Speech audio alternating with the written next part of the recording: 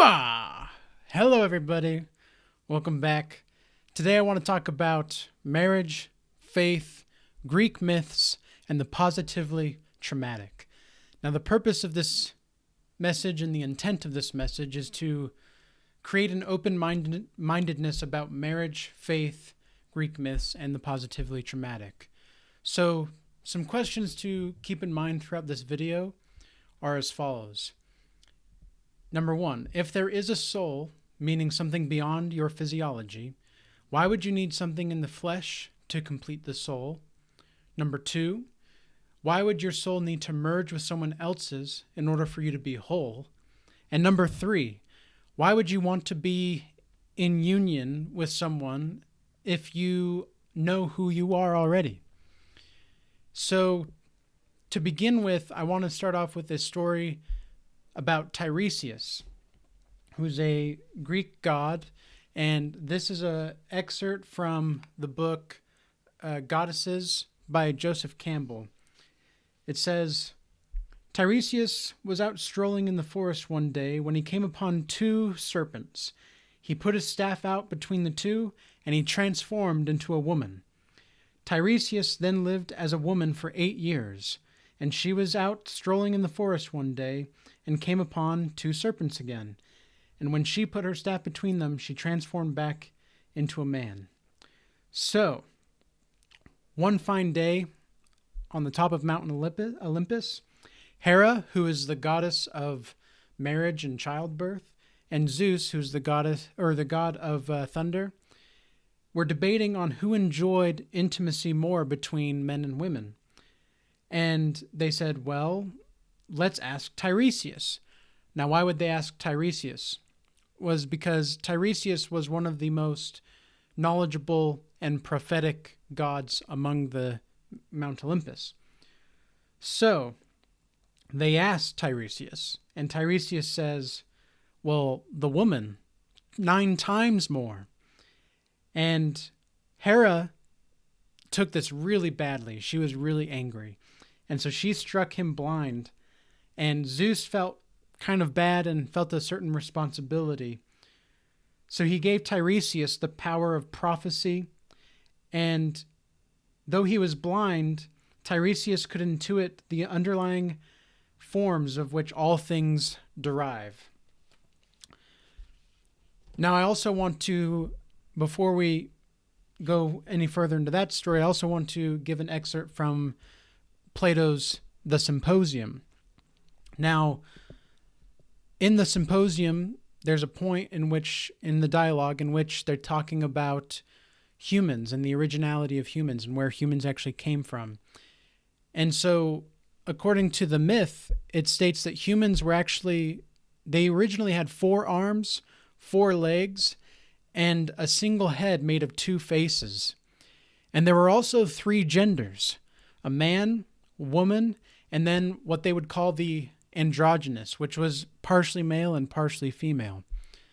The men were children of the sun, and the women were children of the earth, and the androgynous were children of the moon, which was born out of the sun and the earth. Now the power of humans became so strong that the gods of Mount Olympus were threatened by this power, and so Zeus actually split the humans as a punishment for their pride. Humans became miserable, and Apollo, god of the sun, healing, etc., gave humans back 1 set of genitalia each so that they could have the possibility to reunite once more with their other half and their other soul, with the other half of their soul. So, in the myth, by the end of it, it states that there would be an unspoken, and I want to make this very clear, there would be an unspoken understanding of one another, and that the humans would live in unity and know no greater joy. Now, this is also very interesting to me because as I was reading these stories, I was reminded of something I read in Carl Jung's Red Book. Now, Carl Jung was a psychologist in the 1900s, and he died in about the 1960s, I believe. And there was a book that wasn't released up until about a decade ago, and it was his red book. And in his red book, he says that women's sexuality goes to the spiritual and men's sexuality goes to the physical. Now, I find this very interesting because in the story with Tiresias, Hera strikes Tiresias blind. Now, that's very interesting because men are very visual. Well, humans in general are very visual creatures, right? But it's very interesting to me that Hera would strike the prophet blind. And it's also just trying to balance and understand these multiple facets of knowledge. It's also interesting to me that in the symposium, Plato's symposium, it says that the men were children of the sun and women were children of the earth. Well, that kind of makes sense because if men were the children of the sun and women's sexuality goes towards the spiritual, and the sun is what gives light to the universe, or at least like suns in general give light to the universe, right? Because otherwise there would be no light without the sun. So the sun is what gives light, and women's sexuality goes toward that light.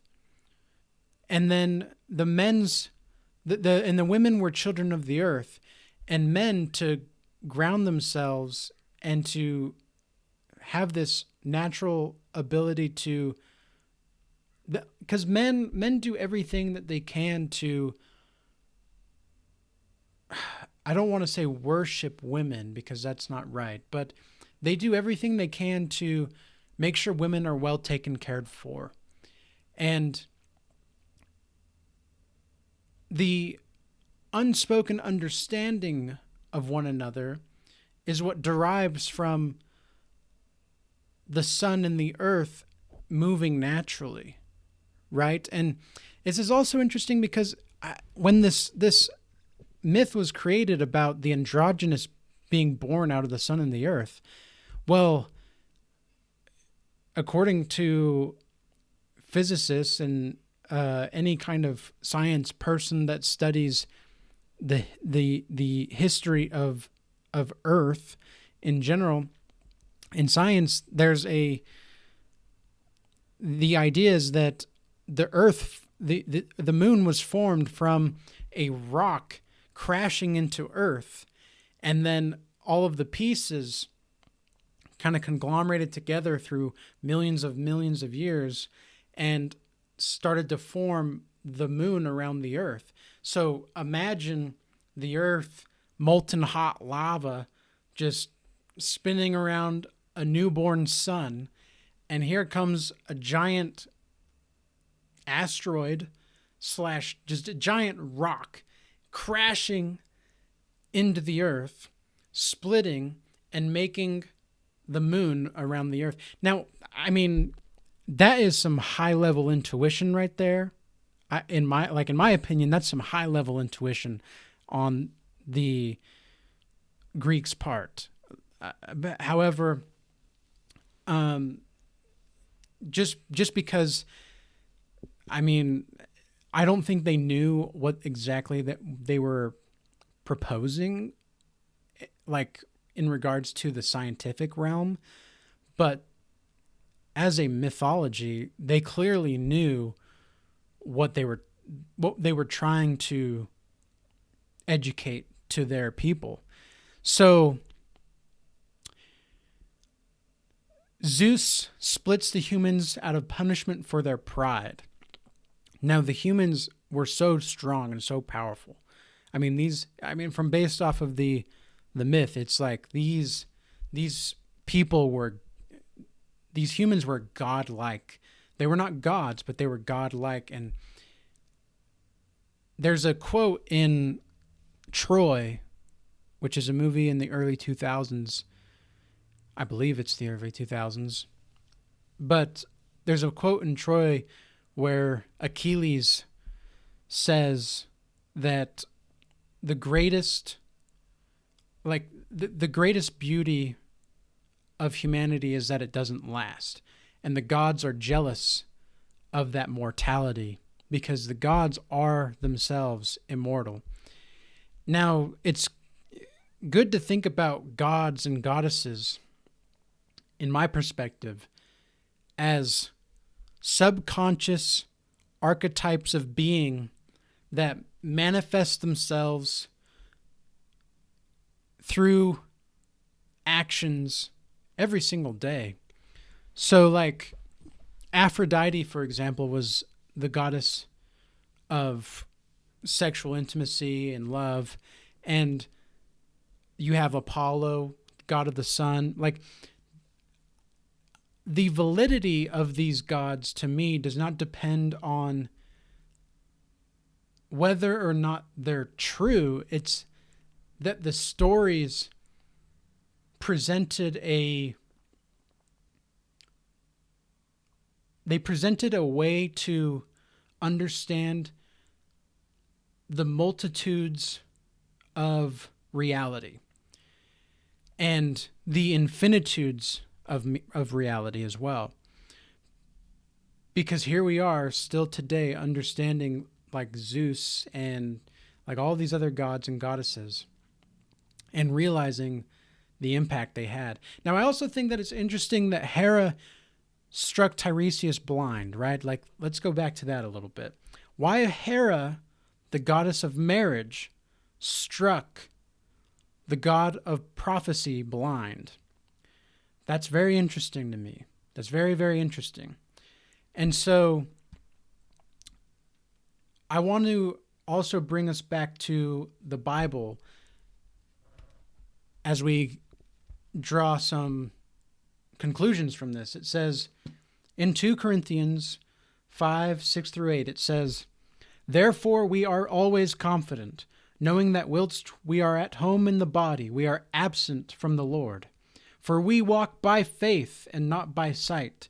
We are confident, I say, and willing, rather, to be absent from the body and to be present with the Lord." Now, this is also very interesting to me because at the beginning or at the end of the symposium, it says, "There will be an unspoken understanding of one another, and that the humans will live in unity and know no greater joy." Well, to me, it's very clear that these two stories and these two in the scripture is clearly getting at, you don't need to be so attached to the body. If your soul, if you believe in a soul, right? Remember, let's look back at these questions from the beginning. So if there's a soul, meaning something beyond your physiology, why would you need something in the flesh to be complete in the soul? You don't need, clearly you don't. You don't need something in the flesh in order to be complete in the soul. Because the soul can, how do you say it? The body does need the soul, but the soul needs the body. The two are interchangeable. But the body is the physical 3D essence of which the soul will live on forever and echo in eternity. So walking by faith and not by sight means that to understand your soul will live on. Your soul will live on. If you believe in a soul, your soul will live on. So the actions that you make today most definitely will produce the fruits of tomorrow, whether you're here or not. Because to realize that the sun, the earth, and the moon will be absolutely okay and moving on and just moving around in the universe without your will being imposed on it, when you fully understand that, that's when there's an unspoken understanding. So then how does this relate to marriage? We've talked about faith, we've talked about Greek myths, but how does this relate to marriage and the positively traumatic? Now, I say the positively traumatic because to me, it seems that marriage in itself is traumatic, whether it's a positive kind of traumatic or a negative kind of traumatic. A lot of the stories that I've heard about recently and just all the people reaching out, everything that I've heard about marriage has been very, very good or not so good. And that's okay. Like, it's okay to go through those times. I understand. And it's very interesting to look at marriage in such a spiritual way, because now Joseph Campbell even says in the book, well, in one of these books, I don't know if it's actually this book, but he says in one of the books that marriage is an ordeal. It's a spiritual ordeal. So marriage in of itself is not actually an objective in life. It's and the trauma of life is the realization that love is a side effect of understanding, and that this understanding comes through the individuation of oneself. So marriage is a tool to help one realize the totality of one's inner being as it is, and to be fruitful in offspring and to love one another by choosing to forgive oneself. Because that's really what Apollo did, right? Because the humans became miserable, and Apollo, god of the sun, gave humans back the possibility to reunite once more. Now, this is a very... Now, in itself, I feel as though that is forgiveness on Apollo's part. Like he feels a kind of sympathy or empathy for humans, and Zeus splitting them as a punishment for pride. So maybe the humans deserved it for the pride. Maybe the humans deserved it, but like in the Corinthians, it says, being confident and willing rather to be absent from the body and to be present with the Lord. If you know you have a soul, you know that your soul is going to live on forever. So to be present within your soul is to be present within the Lord. And to be present within the Lord is to have an unspoken understanding of one another. Whew. I'm just letting that sink in myself. See, it's positively traumatic. This is really interesting, though. I'm really enjoying looking into these, and just all of the support that I've received over the past couple weeks, and I just hope to continue building this community and to inspire people to remember that our ancestors are always with us, and that we will endure and we will live on. And with that being said, may peace be unto you. Till next time.